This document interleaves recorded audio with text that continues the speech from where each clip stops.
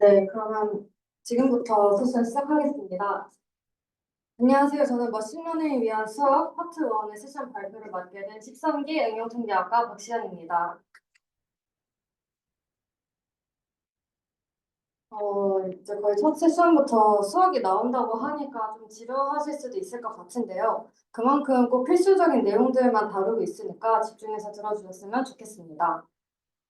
또한 중간중간 예제 풀이 및 필기가 등장할 예정이니까 패드 가지고 계신 분들은 패드 꺼내서 같이 쓰셔도 좋을 것 같고, 다만 제 글씨체가 다소 악필인 점을 양해를 부탁드리며 발표 시작하겠습니다. 목차는 선형대수와 정보 이론 두 챕터로 이루어져 있습니다.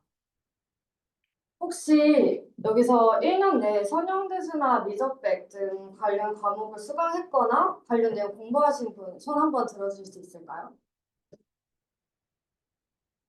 생각보다 그렇게 많지는 않네요. 그러면 선형대수를 아예 공부한 적이 없거나 공부한 지 조금 돼서 기억이 가물가물하신 분들도 꽤 있으실 것 같아요. 그러다 보니까 이 세션은 누구에게는 조금 쉽고 누구에게는 생소한 내용들을 다루고 있는데요. 최근에 공부하신 분들은 이런 내용이 있었지, 이런 개념들이 중요하거나 이런 마음가짐으로 세션 들어주셨으면 감사하겠습니다. 먼저 매트릭 베이직스부터 시작하겠습니다. 행렬과 관련된 세 가지 개념. 에는 스칼라, 벡터, 매트릭스가 있는데요. 스칼라는 우리가 흔히 생각하는 실수, 하나의 수치만으로 표현되는 양입니다. 1, 마이너스 2, 123.12 이런 것들이 있겠죠. 벡터는 스칼라와 다르게 크기와 방향을 모두 가지는 양입니다. 예를 들어서 1,2라는 벡터가 있으면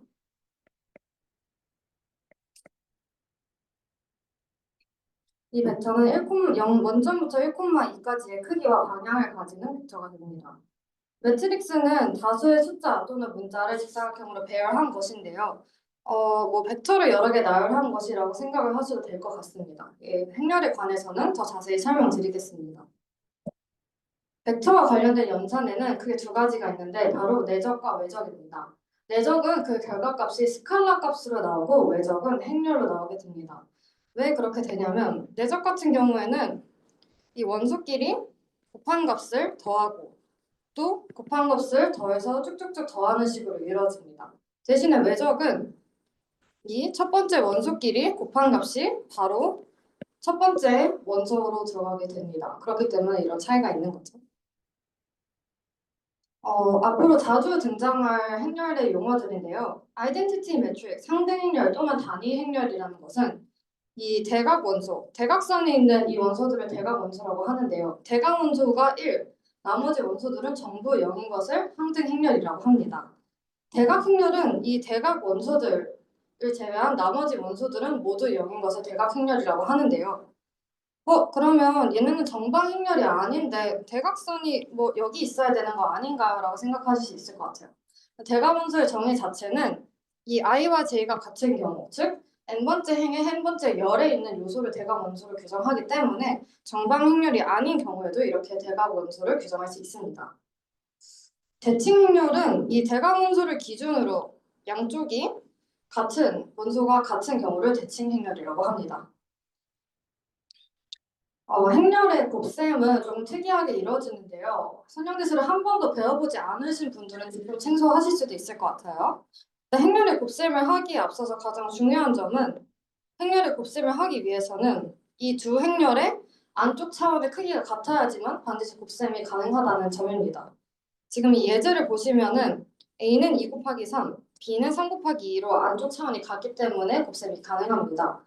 두 번째 특징은 이 행렬의 곱셈의 결과로 만들어진 행렬의 차원은 이 바깥쪽 차원들의 차원과 같다는 것입니다.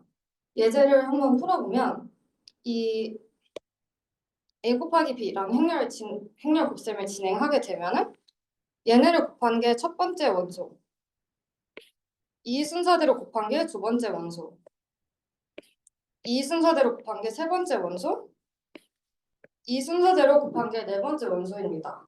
근데 이걸 단순히 다 곱하는 게 아니라 이 첫 번째 파란색을 기준으로 본다면 1 곱하기 2 더하기 마이너스 1 곱하기 1 더하기 2 곱하기 마이너스 1 이런 식으로 곱하고 더하고 곱하고 더하고 이런 방식으로 행렬 곱셈을 진행하게 됩니다. 그래서 이 결과가 2 곱하기 2짜리 행렬, 즉 A가 A의 2, B의 2를 가져온 것을 알 수가 있습니다.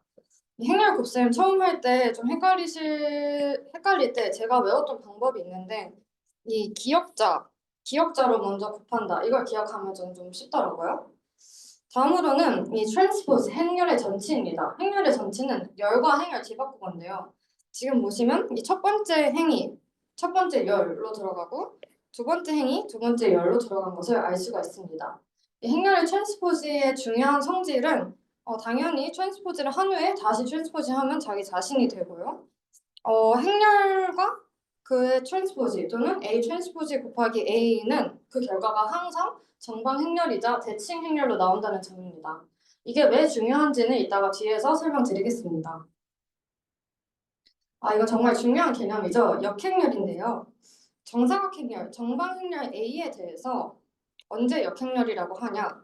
A와 A의 역행렬은 항상 아이덴티티 행렬이 이루게 됩니다. A 역행렬 곱하기 A도 마찬가지겠죠? 근데 일단 무조건 이 역행렬이 존재하려면 정방행렬이어야 하고요. 역행렬은 존재한다면 고요합니다. 존재한다면 그럼 역행렬은 존재하지 않을 수도 있는 건가요? 네, 맞습니다. 역행렬이 존재하기 위해서는 특정 조건이 필요합니다. 뒤에 더 자세히 설명드리겠습니다. 그럼 역행렬을 구하는 방법은 사실 이 방법 말고 조금 더 정석적인 방법이 한 가지 더 있는데 그건 좀 복잡하고 주로 3 곱하기 3차원 이상에서 시행되는 거기 때문에 저희가 가장 많이 사용하는 방법인 행렬식을 이용한 방법을 설명드리겠습니다. 이 DET, determinant의 약자인데요. 이걸 바로 행렬식이라고 합니다. A의 역행렬을 구하는 방법은 이 행렬식의 역수를 곱하고 D와 A의 위치를 바꾸고 B와 C의 마이너스를 붙이는 겁니다. 바로 한번 구해볼까요? 그러면 이 A 행렬의 행렬식은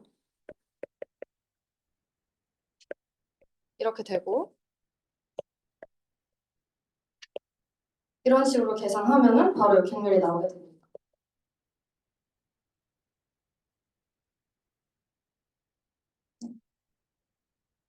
그러면 지금까지 행렬 대충 이제 배웠던 분들도 맞아 이랬었지 기억이 나실 것 같아요. 그러면 이 세션 주제가 머신러닝을 위한 수학인데 그럼 이 행렬이 도대체 머신러닝, 데이터 사이언스랑 무슨 관련이 있는 거지? 이 질문을 이해하기 위한 첫 번째 단추는 바로 이 행렬이 선형 변환 함수로 작동한다는 점을 이해하는 것입니다. 선형 변환이란 뭐 이런 어려운 정의가 있는데요. 기억해야 될 거는 회전, 확대, 축소, 전단 시킨다는 것입니다. 그리고 기하학적으로 보면 이 선형 변화는 기저 벡터 공간을 평행하고 균이랑 간격을 유지하면서 바꿔주는 것입니다. 저희가 이해하기 쉽게 2차원 예시를 들면은 저희가 2차원 그래프 생각했을 때 보이는 이런 그래프 이걸 이제 표준 기저 벡터 공간이라고 하는데요. 어려운 말로 이제 행렬 변환 같은 경우에는 이 2차원 행렬 변화는 이제 2 곱하기 2 행렬로 이루어지게 됩니다. 그러면 이게 무슨 뜻이냐? 이 첫 번째 열 벡터는 쉽게 말해서 x축을 내가 어떻게 바꿀 거냐. 두 번째 열 벡터는 y축을 어떻게 바꿀 거냐입니다. 이 행렬 곱의 결과는 뭐 공식적으로 보면은 이것과 같다고 아까 설명을 드렸는데요. 이것을 조금 분해해 보면은 이런 식으로 이 x축에 관한 부분과 y축에 관한 부분이라고 바꿀 수 있습니다. 사실 x축, y축의 엄밀한 표현은 아닌데 이제 이해를 돕기 위해서 설명을 드린 거고요. 그러면 이게 어떤 식으로 작동하는지 예시를 한번 보면서 설명드리겠습니다. 자, 이런 표준 기저 벡터 공간이 있다고 해보겠습니다. 참고로 표준 기저 벡터 공간을 표현하는 그런 행렬은 바로 항등 행렬인데요. 이건 2차원이니까 이제 2 곱하기 2짜리 항등 행렬이겠죠. 이건 무슨 의미냐면 이 x축은 1,0, y축은 0,1에 가 있다. 이런 식으로 이해를 하시면 됩니다. 그럼 이 표준 기저 벡터 공간에 있는 이런 벡터가 있다고 해봅시다. 이런 벡터에다가 이런 행렬을 곱해서 선형 변환을 시켜주고 싶다. 그럼 이 결과는 어떻게 될까요? 첫 번째, 이게 x축을 바꾸는 열 벡터라고 했죠. 그럼 x축은 원래 1,0 위치에서 0,1의 위치로 옮겨가게 됩니다. 그럼 y축은 원래 0,1의 위치에서 마이너스 1,0의 위치로 옮겨가게 됩니다. 그러면은 이 우리가 구하고자 한 이 노란색 벡터도 그에 맞춰서 같은 모양으로 움직인다는 것을 확인할 수 있습니다. 실제로 계산을 해봐도 이런 곱셈을 진행하게 되면은 실제로 얘가 마이너스 2,1의 위치에 있는 것을 확인하실 수 있죠. 다른 예시를 한번 들어볼까요? 이번에는 1,0, 1,1이라는 행렬로 선형 변환을 시켜주고 싶어요. 1,0은 원래 그대로 있는다는 거고 1,1은 이 y축이 1,1 위치로 바뀐다라는 뜻입니다. 그럼 얘는 지금 딱 봐도 모양이 좀 찌그러졌는데 이게 선형 변환이 맞나요? 라고 생각하실 수도 있을 것 같아요. 선형 변환의 정의를 다시 살펴보면 격자선이 평행하고 균일한 간격을 유지하면 됩니다. 지금 보면은 이 격자선끼리 평행하고 균일한 간격을 유지하고 있죠. 그래서 이런 경우도 행렬 변환, 아니 선형 변환이라고 합니다. 그래서 이 1,2 벡터도 그거에 맞춰서 이 위치로 바뀐다는 것을 알 수가 있습니다. 그러면 이런 행렬로 선형 변환을 시켜주면은 어떤 식으로 바뀔까요? 여러분께 생각할 시간을 한 5초 정도 드리겠습니다.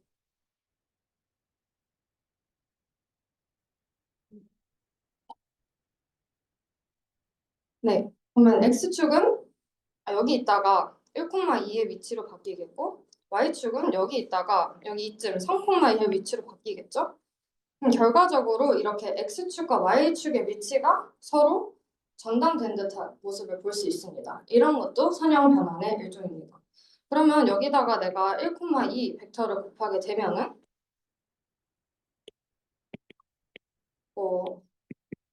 7,4니까 뭐 한 이쯤에 이런 벡터로 선형 변환되는 것을 알 수가 있습니다.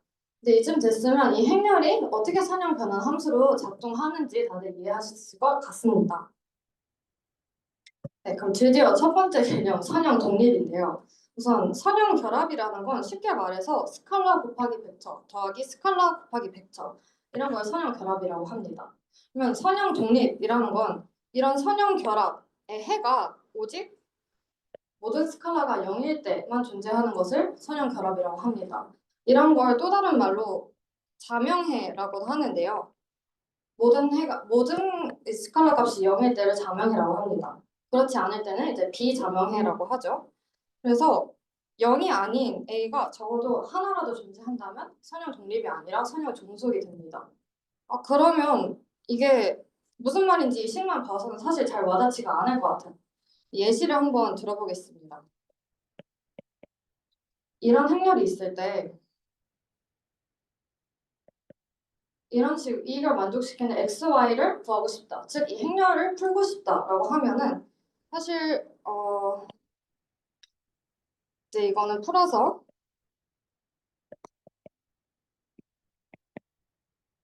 이렇게도 쓸 수가 있습니다. 그러면은 우리는 이 1과 3 그리고 2와 4 얘네끼리 지금 천형 독립인지를 알아보고 싶은 거예요. 그럼 얘가 0인지 0인지 판별을 하고 싶다면 뭐 일단 저희가 뭐 중학교 때부터 무수히 해왔던 연립방정식 푸는 방법으로 한번 해보겠습니다. 그럼 딱 보면 알겠지만 이걸 만족시키는 해는 x도 0, y도 0일 때만 풀 수가 있습니다. 이 행렬에 이 x가 무슨 숫자든 즉 이 벡터에 뭘 곱하고 더하고 빼든 어떤 조작을 하든 이 벡터를 다른 벡터로 표현할 수가 없는 거죠. 근데 다른 예시를 한번 들어볼게요. 이런 행렬을 푼다고 해보겠습니다. 그러면은 이런 연립방정식을 풀어야 되는데 이거는 그러면은 이런 걸 만족시키는 그 어떠한 벡터든 다 이 연립방정식의 이 행렬의 해가 된다고 알 수 있습니다. 이 말은 뭐냐? 이 두 번째 벡터를 첫 번째 벡터의 2배로 표현할 수 있다. 즉, 이 두 벡터는 서로 같은 정보를 가지고 있다는 겁니다. 그럼 이 말은 뭐냐? 선형 독립이라는 거는 이 벡터끼리 가지고 있는 정보가 서로 다르다라는 것으로도 이해할 수 있을 것 같아요. 사실 선형 독립을 좀 엄밀하게 설명을 하려면 끝도 없이 들어가는데 저희가 선형대수 수업 시간은 아니니까 여기까지만 설명하겠습니다. 그럼 이 선형 독립이 왜 중요한가라고 하면 저번 세션 시간에서 연주님께서 아마 이 다중공선성이 뭔지 간단하게 언급해 주셨던 것 같아요. 회계 분석에서 이런 설명 변수끼리의 연관성이 높을 때 이런 다중공선성이 생긴다고 하는데요. 이 말을 선형대수로 풀어보면은 이 변수들 사이에 선형 종속성이 존재하는 상황에서 다중공선성이 발생하는 것입니다. 그럼 이 다중공선성은 이런 문제들을 가지고 있기 때문에 당연히 저희가 회계 분석 등의 통계 분석 진행할 때는 이 변수들끼리 독립인지 그걸 판단하는 게 굉장히 중요하기 때문입니다. 다음 개념은 랭크입니다. 랭크는 이 행벡터 또는 열벡터들 중에 선형 독립인 벡터의 최대 개수를 말하는데요. 이 첫 번째 예시를 보시면 이게 아까 제가 설명드렸던 행렬인데 얘는 이 행끼리도 독립, 열끼리도 모두 독립입니다. 그렇기 때문에 이 행벡터도 독립인 게 두 개, 열벡터도 독립인 게 두 개라서 랭크가 2인 점을 알 수가 있어요. 그런데 이 두 번째 행렬 같은 경우에는 지금 보면은 이걸 R1, R2라고 하면은 R2는 2R1 이런 식으로 표현이 가능하죠.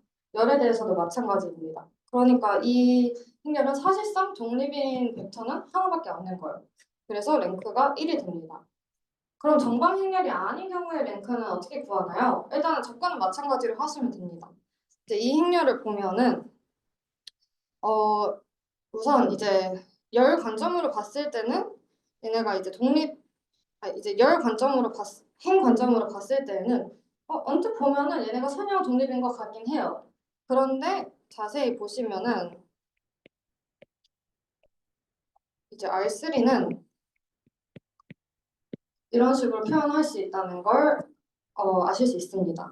자, 이런 거를 이제 저희가 선형대수의 기본 행연산, 열연산이라고 하는데요. 이 선형대수에서는 저 행이나 열의 위치를 바꾸거나 아니면 서로 더하거나 빼거나 아니면은 첫 번째 행에 두 번째 행 곱하기 2를 더하거나 빼거나 이런 거를 기본 행연산, 열연산이라고 합니다. 그래서 이런 행연산, 열연산을 했을 때 다른 벡터로 표현이 가능하기 때문에 얘는 선형 독립이 아니라는 거죠. 그렇기 때문에 여기 행 관점에서는 사실상 랭크가 2가 되고 열 관점에서도 랭크가 2가 되기 때문에 이 랭크가 2입니다. 그럼 마지막도 보시면은 랭크가 왜 1인지 바로 아실 수 있을 것 같아요. 이 랭크는 이 선형대수, 이 매트릭스 전반적으로 굉장히 중요한 성질인데요. 그만큼 특징들이 많습니다. 근데 가장 중요한 거는 아까 말했던 이 기본 행 연산, 열 연산을 수행해도 이 랭크는 변하지 않는다. 이게 가장 중요한 부분입니다. 그리고 이 랭크는 이 정방 행렬이 아닌 경우에 행과 열 개수 중에 더 작은 것보다 크지 않습니다. 랭크는 아무리 커도. 그리고 이 정방 행렬에서 랭크가 이 행렬의 차원과 같을 경우에는 풀 랭크, 그것보다 작을 때는 not full 랭크라고 합니다. 사실 이 페이지만 이해를 해도 선형대수 중간고사 10문제 중 8문제 정도는 푸실 수 있을 거예요. 이 랭크가 풀 랭크라는 것은 많은 의미를 내포하고 있는데요. 이제 저희가 지금까지 배웠던 게 다 조합되는 시간입니다. 랭크가 풀 랭크라는 거는 n개의 선형 독립인 열 행들을 가진다. 이 말은 모든 행끼리도 선형 독립이고 모든 열끼리도 선형 독립이라는 겁니다. 그리고 역행렬이 존재합니다. 아까 역행렬이 항상 존재하는 게 아니라고 했죠? 언제 존재하느냐? 이렇게 랭크가 풀 랭크일 때, 즉 열벡터, 행벡터끼리 모두 선형 독립일 때만 역행렬이 존재합니다. 또 이런 역행렬이 존재하는 행렬을 가역행렬이라고도 합니다. 역행렬을 만드는 게 가능하다 이런 뜻이죠. 그리고 뭐 행렬식이 0이 아니고요. 중요한 점은 아까 말씀드렸던 자명해. 이 행렬식의 해는 자명해 뿐이라는 점입니다. 그래서 이 랭크가 가지는 의미가 이렇게 다 연결된다는 점. 이 모든 것들이 다 연관된 개념이라는 걸 한번 이해하고 넘어가시면 좋을 것 같아요. 네. 다음으로는 선형대수 배우신 분들도 조금 생소한 개념인데요. 저도 저번 학기 세션 시간에 이 definiteness, 부호성이라는 개념에 대해서 처음 배웠던 것 같습니다. 부호성에 들어가기 앞서서 먼저 이 quadratic form 2차 형식에 대해 설명드리겠습니다. 2차 형식은 모든 항의 차수가 2차인 항으로 이루어진 다항식인데 x제곱, 뭐 2x제곱 더하기 xy, 마이너스 y제곱 뭐 이런 게 다 2차 형식입니다. 이 2차 형식의 특징은 이렇게 A라는 정방 행렬을 낀 형태로 2차 형식을 즉 quadratic form으로 표현할 수 있다는 건데요. 네, A는 반드시 유일하지는 않고 근데 보통 대칭 행렬로 나오게 됩니다. 예를 들어서 이런 2차 형식이 있다고 했을 때 이 2차 형식을 표현하는 것은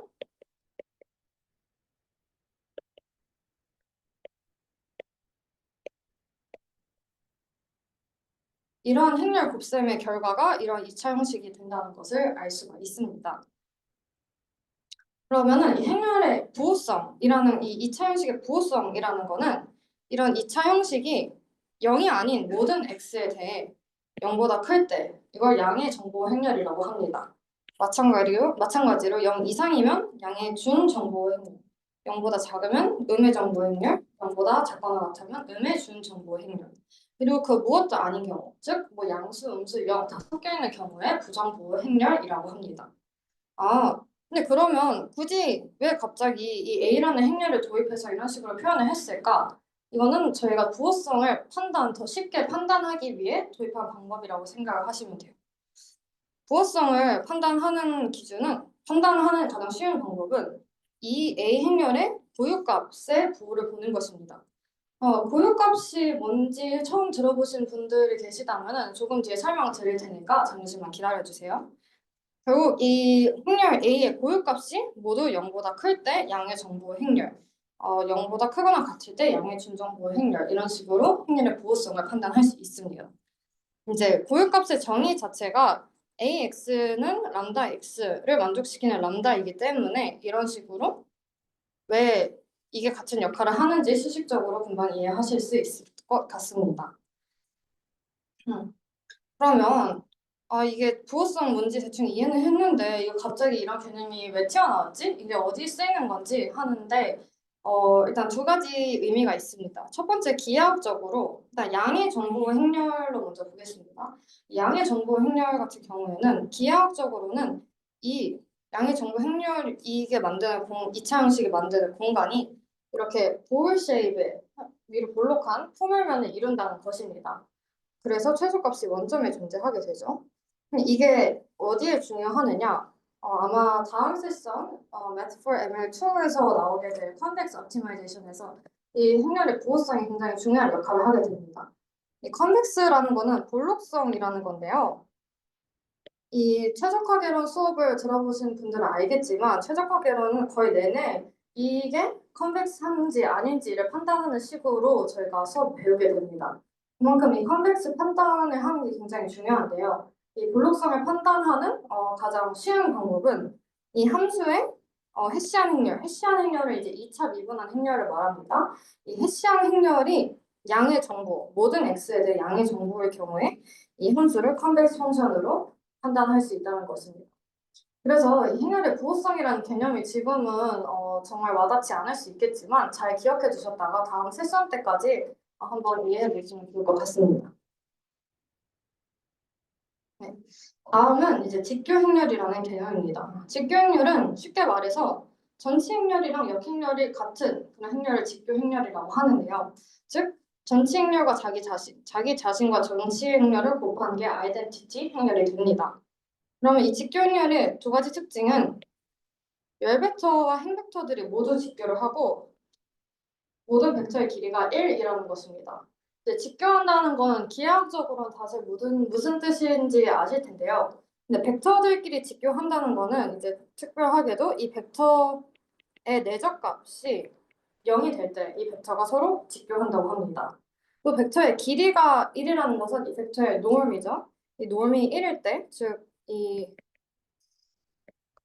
이 값이 1일 때 저희가 벡터의 길이가 1이 된다고 합니다.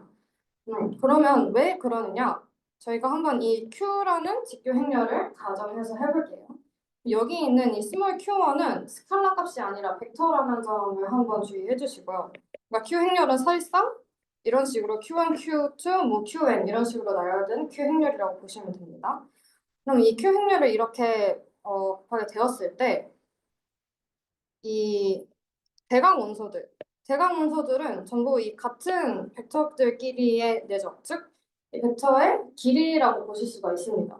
그럼 이 길이가 모두 1이고 서로 다른 벡터들끼리의 내적은 모두 0이 되어야지만 이 Q 트랜스포즈 Q를 곱한 게 항등 행렬이 된다라는 것을 아실 수 있습니다. 그렇기 때문에 이런 성질이 있는 건데요. 그럼 이 직교 행렬은 또 어떤 특징이 있냐면 이 아까 행렬이 선형 변환이라고 했죠. 그래서 선형 변환은 이 행렬을 회전시키고 이렇게 뭐 찌그러뜨리기도 하고 이제 반사시키기도 한다라고 말씀을 드렸습니다. 근데 이 직교 행렬은 이 벡터를 회전 또는 반사만 시키고 이걸 확장시키거나 찌그러뜨리진 않습니다. 이걸 수직적으로 얘기를 해보면 이 원래 있던 x라는 벡터에 q라는 행렬의 선형 변화를 취해줘도 그 길이가 같고 x와 y의 내적각, 즉 그 각도가 q라는 선형 변화를 시켜주는 것과도 같다는 것입니다. 그래서 대표적인 직교 행렬 중 하나가 이런 반식의 방향 회전 행렬인데요. 얘가 실제로 직교 행렬인지 한번 판단을 해보면 q 트랜스포즈 q를 좀 곱해보면 되겠죠.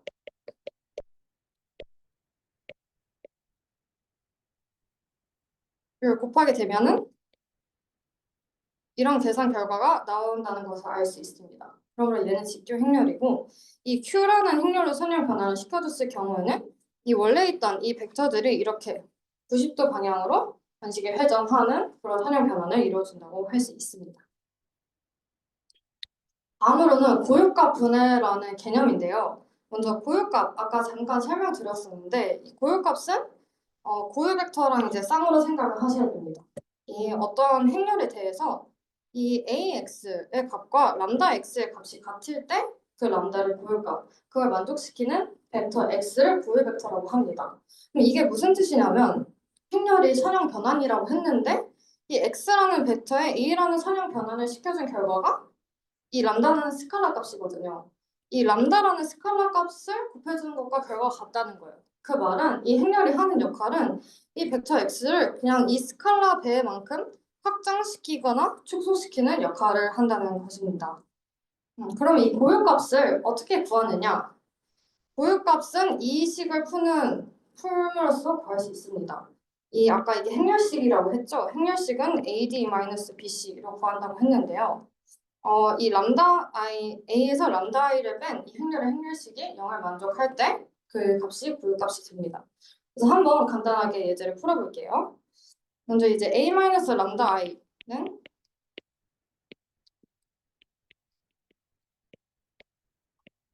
이런 식으로 쓸 수가 있고, 그러면 제가 이거 언급을 안 한 것 같은데 크기가 같은 이제 행렬들끼리는 이렇게 행렬의 원소 간의 덧셈, 곱셈, 아니, 덧셈, 뺄셈이 가능합니다.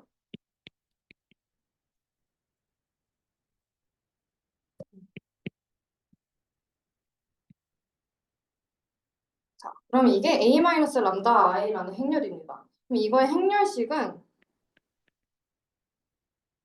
AD BC이기 때문에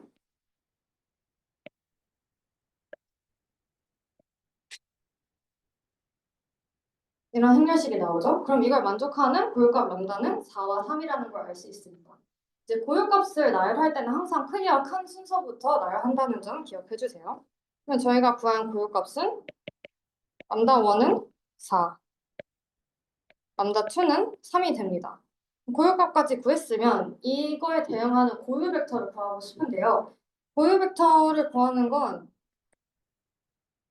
이제 이 식을 만족시키는 x를 구하는 것입니다. 그래서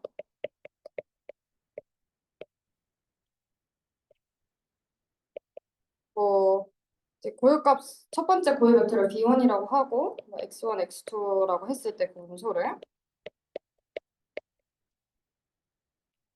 이걸 만족시키는 이제 X1, X2를 구하면 됩니다. 그러면은 이제 이 식을 풀어보게 되면은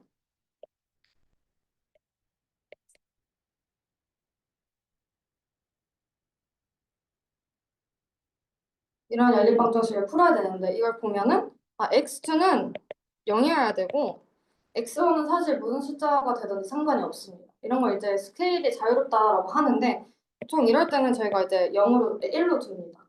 그래서 이 B1은 이런 식으로 구할 수 있습니다. 마찬가지로 B2도 한번 구해보게 되면은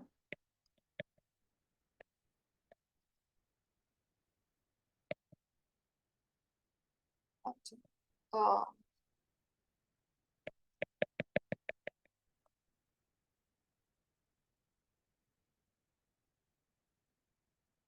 이런 이제 이걸 보시게 되면은 이제 x2는 마이너스 x1 이라는 이걸 만족시킬 때 고유 벡터를 가지는데요. 그러면은 이제 얘네들의 스케일이 자유롭기 때문에 1과 마이너스 1로 두게 됩니다.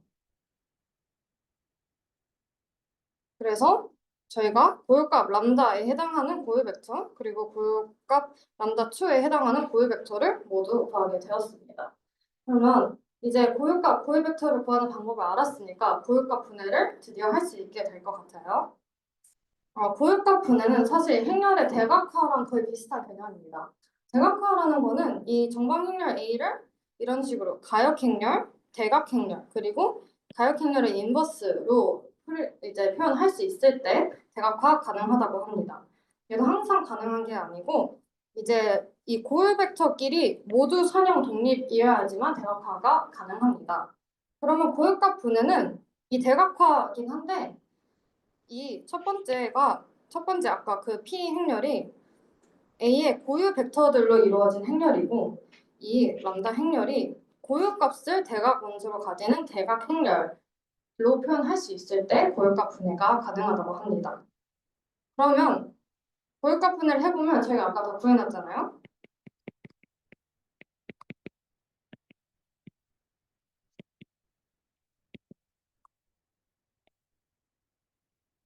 이런 식으로 구해놨으니 이제 고유값 분해를 바로 해보겠습니다.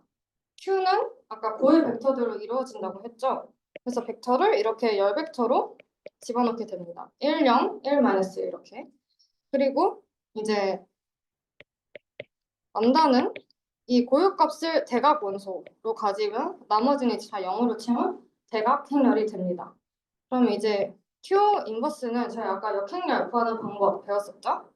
그래서 AD 마이너스 BC 분의 1에서 서로 바꾸고 이렇게 해주면은 네, 이런 식으로 Q 인버스가 나오게 됩니다. 그래서 고유값 분해의 결과는 결국에는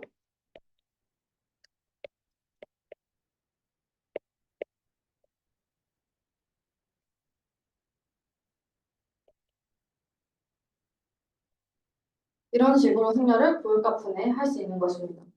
그러면 이 고유값 분해는 언제 가능하냐? 아까 일단 대각화 가능 조건이랑 거의 비슷한데요. 이제 A가 일단 반드시 정방 행렬이어야 되고요. 이 A의 고유 벡터들이 선형 독립이어야 합니다. 그러면 이제 되게 고마운 친구가 하나 있어요. 대칭 행렬이라는 친구인데 이 대칭 행렬은 항상 고유값 분해가 가능합니다. 이걸 증명하기 위해서는 또 스펙트럼 분해라는 새로운 개념을 도입해야 돼서 자세한 증명이 궁금하신 분들은 아래 링크 한번 클릭해 주시면 감사하겠습니다. 이 고유값 분해의 이점은 이런 식으로 행렬의 거듭 제곱, 역행렬, 행렬식을 되게 간단하게 구할 수 있다는 것입니다. 왜냐면 아예 람다가 대각 행렬의 경우에는 이 대각 원소들에 대해서만 바로 연산을 취해주기 때문에 이 연산량이 굉장히 줄어듭니다. 그래서 이런 이점이 있습니다. 그런데 단 이 고유값 분해가 좀 까다로운 친구라고 했죠. 대칭 행렬, 그러니까 정방의 대칭 행렬에 대해서만 주로 적용이 가능합니다. 그래서 이런 걸 극복하고자 나는 어떤 행렬에도 다 분해를 하고 싶어 라고 해서 도입된 게 Singular Value Decomposition, 특이값 분해입니다. 이 특이값 분해는 아까 저희가 A 트랜스포즈의 중요한 특징을 하나 설명해드렸는데 이 A와 A 트랜스포즈의 곱은 항상 정방이자 대칭 행렬로 나온다는 것입니다. 그러면 이걸 이용해서 이 특이값 분해는 행렬이 어떤 형태든 대칭이든 아니든 항상 적용할 수 있는 방법입니다. 그래서 이 특이값 분해는 아까 고유값 분해랑 형식은 굉장히 비슷한데요. 네, 이 첫 번째 이 U 행렬은 A와 A 트랜스포즈의 단위 고유 벡터 그리고 이 V는 H와 A의 단위 고유 벡터를 가지는 이제 행렬입니다. 여기서 이 단위라는 말은 뭐냐면 이 벡터의 길이를 1로 정규화 시켜줬다는 거예요. 그래서 그리고 이 시가마는 이 특이값을 주대각 원소로 가지는 대각 행렬인데 이 특이값이라는 것은 사실 이 A 트랜스포즈의 고유값을 루트를 씌운 겁니다. 그래서 사실 A 트랜스포즈나 A 트랜스포즈 A의 고유값은 서로 같은 값을 가지게 됩니다. 어, 그래서 이런 특이값분해 예제가 있는데 이제 시간 관계상 특이값 분해는 푸는데 조금 시간이 오래 걸리기 때문에 제가 다음 장에 이제 답을 적어뒀습니다. 그래서 꼭 한번 풀어보시길 권장드리겠습니다.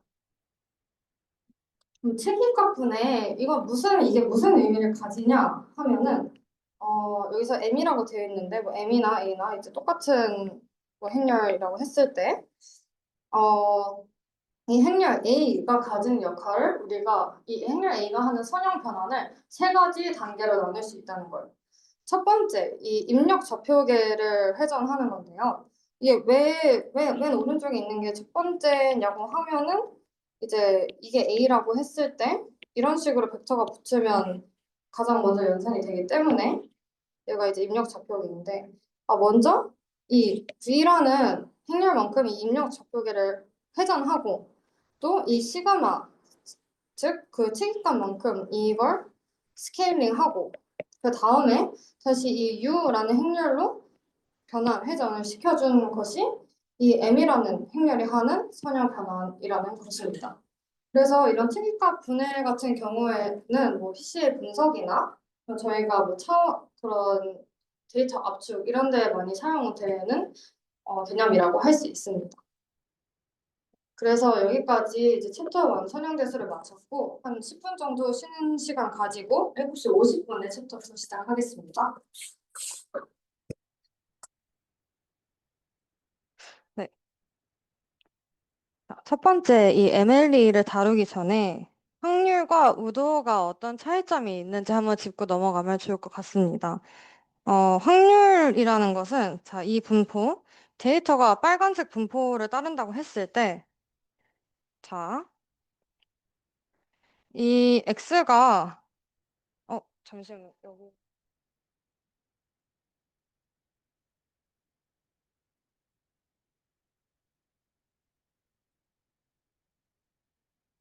내 아이패드에서 계속 소리가 나는데 왜 그럴까?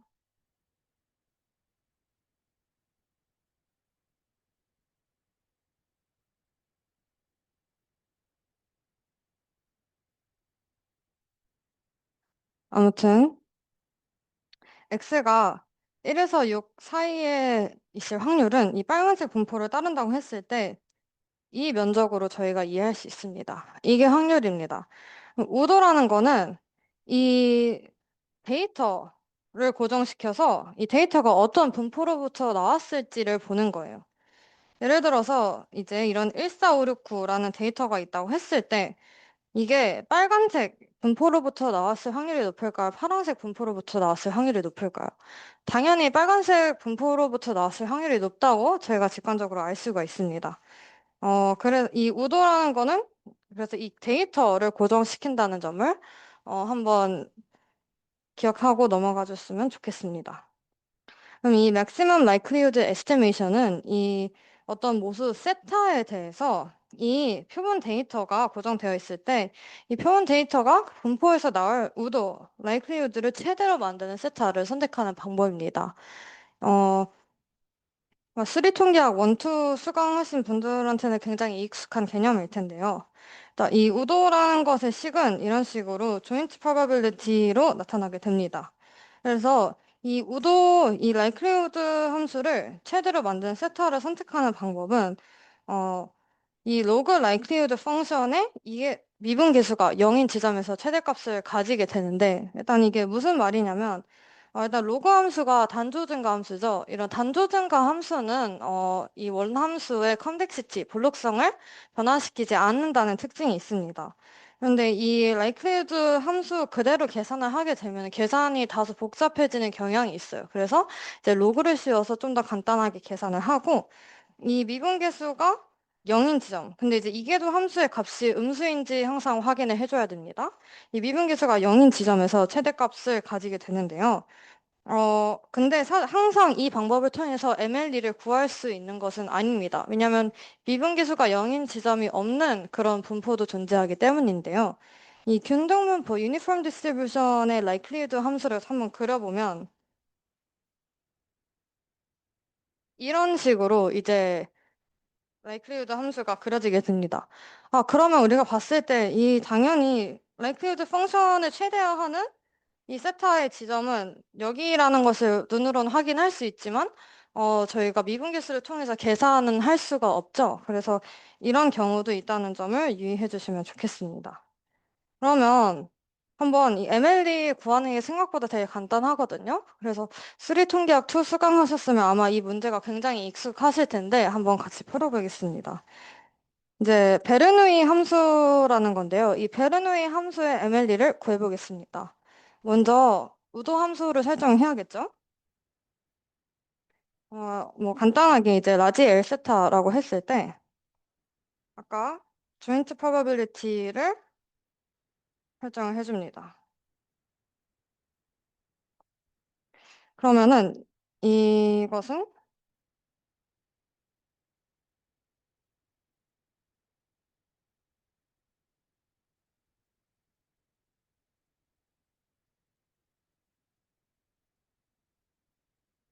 이런 식으로 이제 우도 함수를 설정할 수가 있고요.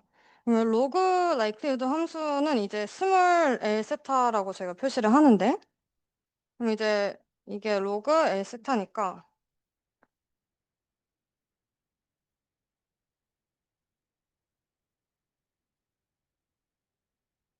그러면 이걸 이제 풀어서 쓰면은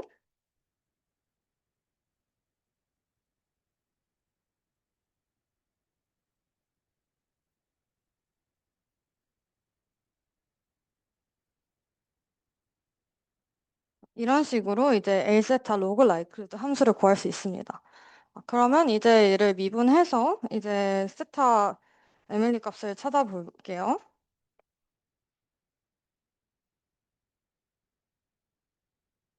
음, 어,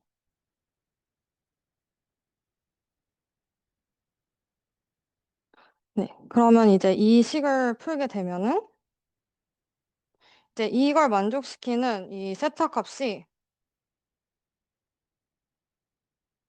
어,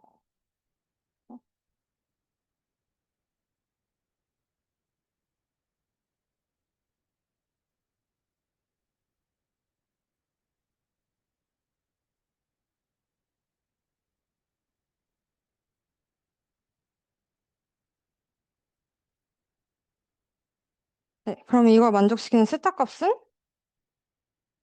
n분의 시그마 x, 즉 x바라는 것을 구할 수가 있습니다. 이런 식으로 이제 MLE를 이제 수리통계학 문제에서 많이 구하게 됩니다. 음, 다음 개념은 이제 maximum의 posterior, 이제 최대 사후 추정법인데요. 먼저 일단 이 식이 굉장히 아마 익숙하실 거예요. 확률과 통계에서 빼놓을 수 없는 베이지 정리라는 식인데요. 이 베이지 정리라는 식은 이 H by, 즉 사후 확률을 이제 이걸 우도라고 하죠. 이 우도와 사전 확률의 곱, 그리고 이거를 뭐 굳이 말하면 증거라고도 에비던스라고도 합니다. 이런 식으로 이 사후 확률을 표현할 수 있다는 것이 이제 베이즈 정리입니다. 그래서 이 MAP 최대 사후 추정법은 이 베이즈 정리에서 나타나게 되는데요. 이게 무슨 의미인지 이제 오른쪽 그래프를 한번 보겠습니다. 우리가 MLE에서는 이 라이클리후드를 최대화한다고 했잖아요. 그러면 이 초록색 잘 보이실 것 같네요. 초록색이 이제 라이클리후드 그래프라고 했을 때 아이고. 라이클리드 그래프가 굉장히 조금 한 0.95 정도의 값으로 굉장히 극단적으로 치우쳐져 있는 것을 알 수가 있어요. 이제 이런 거는 데이터가 좀 굉장히 적거나 그 분포가 복잡하거나 그럴 때 발생하게 되는데요. 어, 근데 우리가 이러한 사전 확률, 사전 확률이라는 분포를 우리가 알고 있다고 해봅시다. 그럼 우리가 이제 최대화하는 것은 이 라이클리후드가 아니라 이 라이클리후드와 사전 확률을 함께 알므로써 이 사후 확률을 최대화하는 방식으로 이제 MAP 인퍼런스가 진행이 됩니다. 그래서 이 사후 확률을 보면은 이 라이클리후드보다는 좀 덜 극단적인 분포를 보인다고 할 수 있겠죠.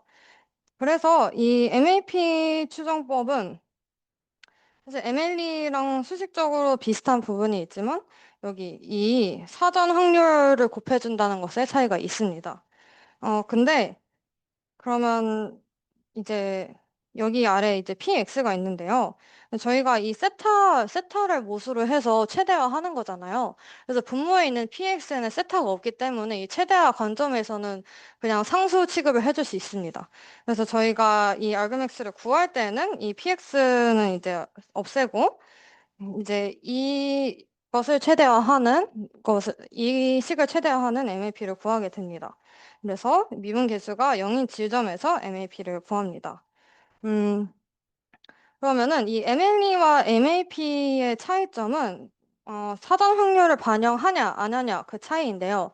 아까도 말씀드렸다시피 MLE 같은 경우에는 많이 쓰긴 하지만 데이터가 좀 적거나 좀 복잡한 그런 경우에서 데이터 의존적으로 오버피팅되는 경향이 충분히 있습니다.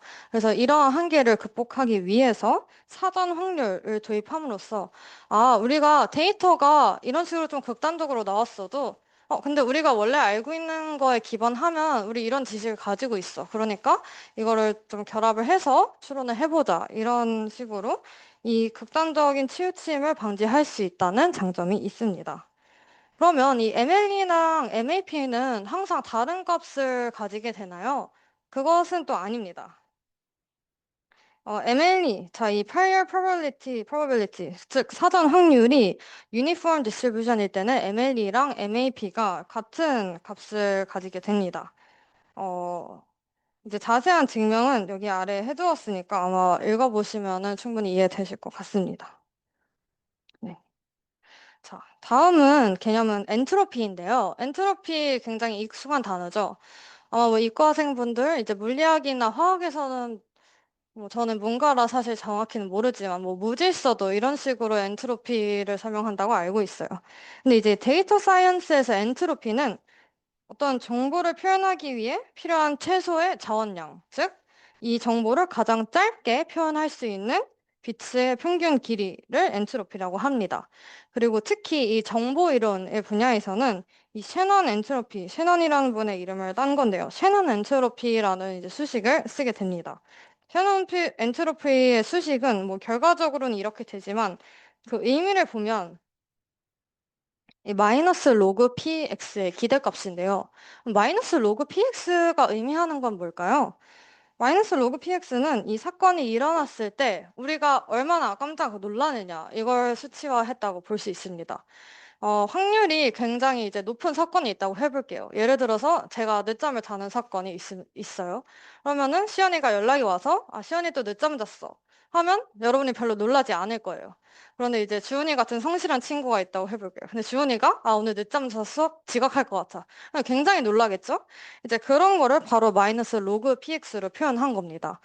그러면 이 엔트로피가 마이너스 로그 px라는 의 기대값이라는 거는 놀람의 정도가 클수록 이 엔트로피가 커진다는 거예요. 이게 무슨 말이냐라고 하면은 어, 결국에 이 정보이론, 이 엔트로피라는 거는 우리가 얼마나 효율적으로 이 코딩을 하느냐랑 관련이 있습니다. 우리는 당연히 이 더 짧게, 더 간결하게 표현을 하고 싶겠죠? 그러면 어떤 사건이 일어났을 때 확률이 높은 사건에 대해서는 우리가 이 확률이 높은 사건에 해당하는 비용을 크게 설정을 해야 될까요? 적게 설정을 해야 될까요? 당연히 작게 설정을 해야 될 겁니다. 왜냐하면 자주 일어나는 사건인 만큼 그 비용을 작게 설정을 해야 총 비용이 내려가겠죠. 그럼 그와 반대로 우리가 이제 총 표현할 수 있는 그런 자원이 한정되어 있을 때, 굉장히 드물게 일어나는 사건의 경우에서는 좀 더 큰 비용을 할당을 해도 전체적인 비용의 관점으로 봤을 때 더 효율적이라는 겁니다. 어, 그래서 확률이 높을수록 낮은 비용을 할당해야 최소값을 얻을 수 있다가 이 셰넌 엔트로피가 의 식이 내포하고 있는 의미입니다. 그리고 유니폼 디스트리뷰션일세 엔트로피는 최대가 되는데요. 그러니까 아까 엔트로피가 뭐 무질서도 불확실성이라고도 하는데요. 이 분포가 유니폼 디스트리뷰션이면 정말 말 그대로 그냥 눈 감고 찍기잖아요. 뭐가 나올지 저희가 알 수가 없어요. 그렇기 때문에 엔트로피가 최대가 된다라고 직관적으로 이해하실 수 있을 것 같아요. 그럼 이제 간단하게 예제를 한번 풀면서 이 엔트로피를 구해보도록 하겠습니다. 아까 엔트로피의 식이 여기다가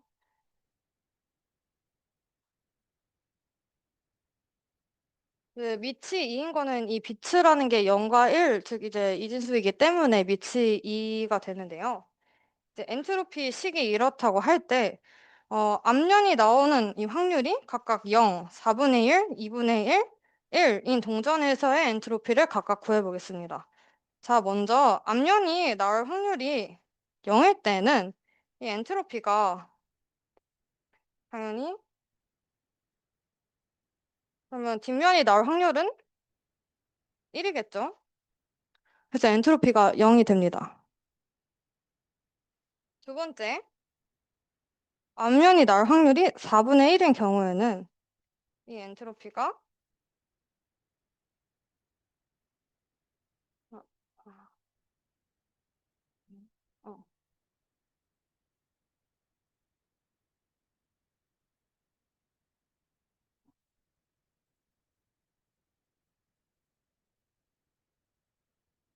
이런 식으로 되고 이제 이거를 좀 풀어서 써보면은 한 이 정도의 숫자가 나오게 됩니다. 그리고 네, 확률이 2분의 1일 때를 보겠습니다. 그러면 이때 엔트로피는 이제 밑에 2를 다 빼먹네요. 아무튼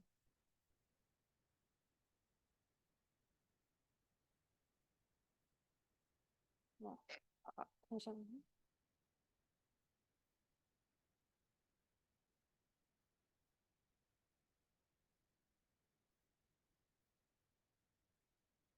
그래서 계산해보면 1이 나오게 됩니다. 이제 최대라는 것을 알 수가 있죠. 그럼 마지막으로 뭐였나? 앞면이 나올 확률이 1일 때. 이거는 사실 아까 앞면이 나올 확률이 0일 때랑 같은 값이 나온다고 저희가 직관적으로 예측할 수 있을 것 같습니다. 그래서 이 각각의 엔트로피를 한번 구해봤는데요. 지금 보시면은 이 확률이 2분의 1일 때 엔트로피가 가장 높아요. 이게 왜 그러냐면 확률이 2분의 1일 때 동전을 던지는 사건에서 확률이 2분의 1일 때가 바로 유니폼 디스트리뷰션이기 때문이에요. 그래서 엔트로피가 어떤 식으로 작동하는지 예제를 통해서 좀 이해하실 수 있을 것 같습니다. 음. 그러면 이제 이 엔트로피 하나의 분포에 대해서 봤으니까요. 두 개의 분포에 대해서 저희가 크로스 엔트로피라는 개념을 도입합니다. 어떤 확률 분포를 따르는 이 P에 대해서 또 다른 확률 분포를 따르는 Q를 적합시킬 때 예상되는 기대값을 크로스 엔트로피라고 합니다. 그래서 식은 이제 이렇게 나오고요. 이게 무슨 의미냐면은 이 실제 분포 P에서 샘플링된 사건을 우리가 모델 분포 Q로 코딩을 할 때 얼마나 이 비용이 들까? 이게 바로 크로스 엔트로피가 의미하는 것입니다. 그래서 크로스 엔트로피는 이 Q가 P에 가까워질수록 당연히 작아지게 되고요. 그리고 Q가 P와 완전히 동일할 때 이 크로스 엔트로피는 P의 엔트로피랑 같아진다라는 특징이 있습니다. 음. 그러면 이 크로스 엔트로피가 저희 이제 통계 분석에서 어디에 나오냐라고 하면 대표적으로 로지스틱 회귀 분석에서 나오게 됩니다. 회귀 분석 수업 안 들으신 분들은 로지스틱 회귀 분석이 뭔지 잘 모르실 수도 있을 것 같아서 잠깐 소개를 해보자면 로지스틱 분석은 이 어떤 이진 분류, 즉 클래스 0과 클래스 1로 분류하는 문제에서 이 변수들의 선형 결합을 이게 시그모이드 함수라고 하는데 시그모이드 함수에 넣어서 이진 분류를 하는 겁니다. 여기 있는 이 파란색 선이 시그모이드 함수의 모양인데요. 이런 식으로 이 시그모이드 함수를 통해서 0과 1로 이 이진 분류를 하는 게 로지스틱 회귀의 목적입니다. 그래서 로지스틱 회귀의 목적 함수는 이런 식으로 나타나는데 그래서 이게 바로 시그모이드 펑션이고요. 그러면 이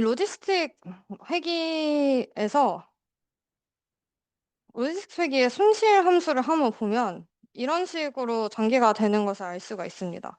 손실함수가 뭔지 혹시 모르실 분들을 위해서 설명을 하자면 저희가 이제 머신러닝을 할 때 저희의 예측값과 실제값의 그런 차이가 이제 그런 차이를 손실함수라고 합니다. 그래서 저희는 손실함수를 최소화하는 방향, 즉 우리가 학습하고자 하는 게 실제 분포를 점점 따라가도록 학습을 하는 게 이제 머신러닝이고요. 아까 크로스 엔트로피 식에서 이 y와 y햇을 대입하게 되면은 y와 y햇의 크로스 엔트로피를 이런 식으로 표현을 할 수가 있는데요. 아까 이 로지스틱 회귀의 코스트 펑션도 전개를 해보면은 굉장히 거의 유사한 모양이 나오게 됩니다. 그래서 이 로지스틱 회귀를 코스트 펑션이 결국 y와 y햇, 그러니까 y가 이제 저희의 목표, 그리고 y햇이 이제 갑자기 단어 기억 안 나요. 아무튼 y햇이 있다고 했을 때 이 y와 y햇의 크로스 엔트로피가 결국 로지스틱 회귀의 손실 함수구나. 그럼 이게 무슨 말이냐라고 하면 에밀리 아까 오도를 최대화하는 방법으로 이 로지스틱 회귀식을 푸는 거는 결국에는 이 로지스틱 회귀의 크로스 엔트로피 손실 함수를 최소화하는 것이랑 같은 의미를 가진다는 거예요. 그래서 이 크로스 엔트로피 식이 이런 곳곳에 숨어 있거나 이런 식으로 이해하고 넘어가 주시면 될 것 같습니다. 그래서 이게 왜 그러냐 수식적으로 한번 적어봤는데요. 이거 다 전개하는 거는 너무 길고 지루하니까 한번 이제 읽어보시면 될 것 같습니다. 음. 네, 다음으로는 mutual information이라는 내용인데요. 두 확률 분수가 있을 때 이제 x를 통해서 y에 대해 얻어진 정보량이 mutual information입니다. 그래서 x를 통해 y에 대해 x만 알아도 y에 대해 이만큼의 정보를 얻을 수 있다는 거는 그만큼 비용이 줄어든다는 거예요. 그런데 그래서 이 뮤추얼 인포메이션의 이런 식은 사실상 이 엔트로피와 크로스 엔트로피의 차이로 표현을 할 수 있게 됩니다. 그래서 이 뮤추얼 인포메이션이 클수록 이 두 변수 간의 상관 의존 관계가 굉장히 강해지고 한 변수를 알면 다른 변수에 대해 많은 정보를 알 수 있다는 뜻입니다. 그래서 지금까지 엔트로피와 관련된 여러 가지 개념을 봤는데요. 마지막으로 제일 중요한 개념을 한번 보겠습니다. 바로 이제 KL 다이버전스라는 개념인데요. KL 다이버전스는 어떤 이상적인 분포에 대해서 그 분포를 근사하는 다른 분포를 사용해 샘플링할 경우 발생할 수 있는 엔트로피 차이라고 합니다. 그럼 이것만 보면은 아까 크로스 엔트로피랑 좀 비슷한 것 같은데 생각하실 수 있어요. 그럼 크로스 엔트로피의 정의를 다시 보면은 이 크로스 엔트로피는 이 P에 Q를 적합시킬 때 예상되는 기대값 그 자체입니다. 그런데 K의 다이버전스는 결국에 발생할 수 있는 엔트로피의 차이라는 거죠. 그래서 K의 다이버전스는 사실상 엔트로피식으로 표현이 가능합니다. 이게 K의 다이버전스의 식인데요. P와 Q의 크로스 엔트로피에서 P의 엔트로피를 빼게 되면은 저희가 K의 다이버전스의 식을 유도할 수 있다는 것을 알 수 있습니다. 이게 무슨 말이냐 하면은 결국에는 이 크로스 엔트로피가 가지는 의미는 원래 이 P가 가지는 엔트로피에다가 뭔가 얼마만큼의 엔트로피를 더 더한, 뭐 얼마만큼의 자원량을 더 더한 그런 식이라는 거예요. 근데 이 차이가 바로 우리가 말하는 KL 다이버전스의 식이다라는 것입니다.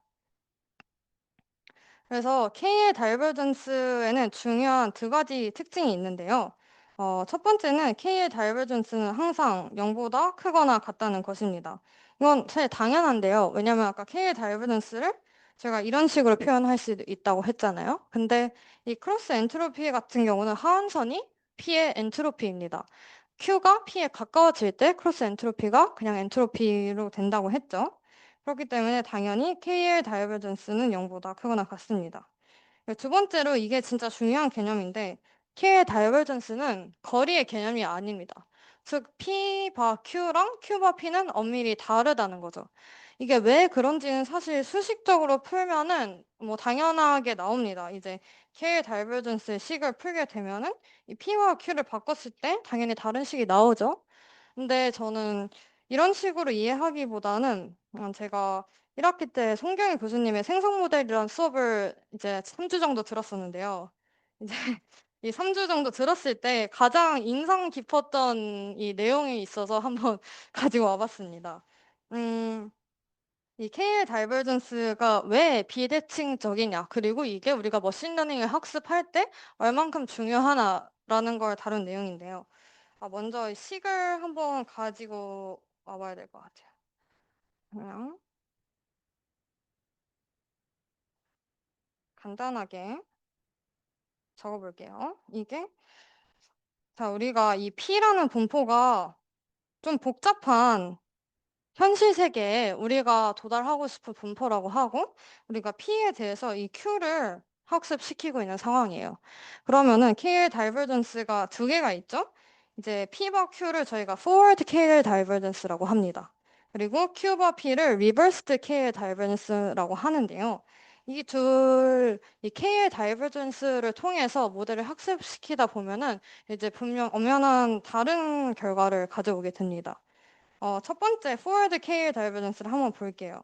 음, 이 forward KL 다이버전스는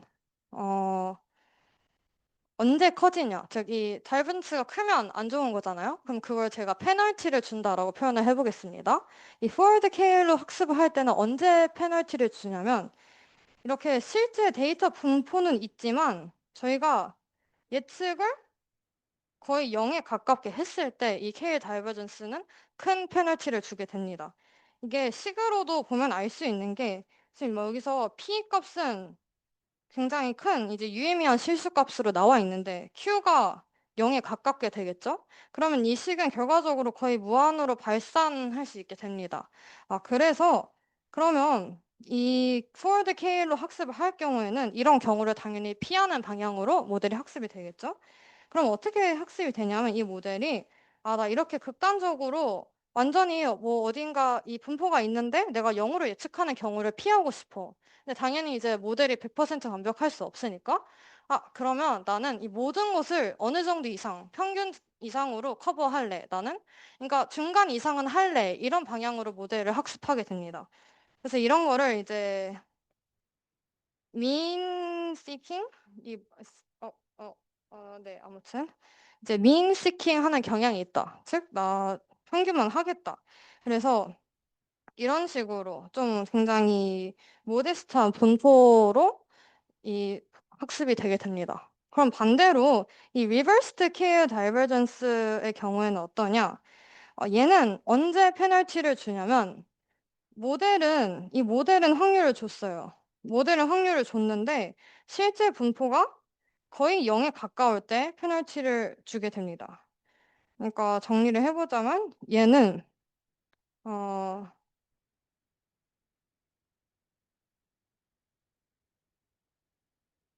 이럴 때 이제 페널티를 주는 거고, 얘는 모델은 뭔가 있다라고 학습이 되었는데 실제 데이터 분포는 거의 0에 가까울 때 페널티를 주게 됩니다. 왜냐하면 이제 P가 분모에 있기 때문에 P가 0에 가까우면 얘가 거의 무한으로 발산을 하게 되죠. 근데 사실 이게 이 부분을 보면은 둘이 거의 똑같은 거 아닌가요? 할 수 있지만 이제 식의 관점으로 봤을 때는 P가 이미 거의 0에 수렴을 하고 있기 때문에 어, 이럴 때 큰 페널티를 받습니다. 그러면 모델이 어떤 식으로 학습을 하려고 하냐면 나는 내가 확실히 이 원래 분포가 어디 있는지 알 때만 그쪽으로 가겠어. 그러니까 나 자신 있는 분야를 특정을 해서 그곳으로 학습이 될래라고 모델이 학습되는 겁니다. 그래서 이런 식으로 여기에 집중해서 학습이 된 결과인 거죠. 그래서 이 reversed KL divergence는 이제 mode seeking, 내가 어떤 특정 자신 있는 분야를 향해서 학습이 된다. 이런 특징이 있습니다. 그래서 KL 다이버전스가 비대칭적이라는 게 이런 머신러닝의 학습 방향과도 중요한 관련이 있다는 걸 한번 이해하시고 넘어가면 좋을 것 같습니다. 그러면 내가 거리의 개념이 아니라고 했는데 나 대칭적인 거리의 개념도 하나 있으면 좋을 것 같아라고 할 때 저희가 이 젠슨 셰넌 다이버전스를 쓰는데요. 이건 그냥 KL 다이버전스를 약간 평균을 냈다 이런 식으로 이해를 하시면 돼요. 그래서 M이 P와 Q의 평균이고 이 P바 M 그리고 Q바 M의 평균을 낸 게 이제 젠슨시나 다이버전스입니다. 그래서 네. 자, 챕터 2 정보 이론은 여기까지였고요. 긴 시간 동안 들었으니까 앞에 부분을 조금 까먹으셨을 것 같아서 마지막으로 이제 서머리를 해보겠습니다. 네, 선형 독립이라는 거는 아까 말씀드렸죠. 이 선형 결합의 해가 오직 자명에만 있을 때 선형 독립이라고 하고요. 랭크는 이 선형 독립인 벡터들의 최대 개수를 랭크라고 합니다. 그래서 이 벡터들끼리 선형 독립이다.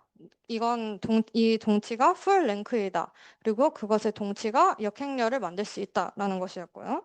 이제 부호성이라는 거는 이런 2차 형식이 항상 0보다 클 때, 뭐 항상 0보다 작을 때, 이럴 때 이제 PD, ND라고 하고요. 그것과 같은 뜻이 이 A의 고유값이 0보다 클 때 이 보호성을 판별할 수 있다고 했습니다. 그리고 이제 직교 행렬은 전체 행렬과 역행렬이 같을 때이고 모든 벡터들이 정규 직교. 이 정규 직교라는 게 길이가 1이라는 말을 내포하고 있는 거고요. 고유값 분해는 이런 식으로 되고 주로 정방 대칭 행렬에 적용이 가능한데 이제 그걸 한계를 극복한 게 특이값 분해고 모든 행렬에 적용이 가능하다라는 것입니다. 정보 이론에서는 저희가 MLE와 MAP 배웠고 그것의 차이는 이 사전 확률을 반영하냐 안 하냐였고요. 엔트로피는 어떤 정보를 표현하기 위한 최소 자원량이고 그것과 관련된 크로스 엔트로피, 뮤추얼 인포메이션 그리고 K의 다이버전스까지 봤습니다. 그래서 지금까지 긴 시간 동안 정말 지루한 세션 들으시느라 다들 고생 많으셨습니다. 출처는 이렇고요. 여기서 발표 마치도록 하겠습니다. 감사합니다.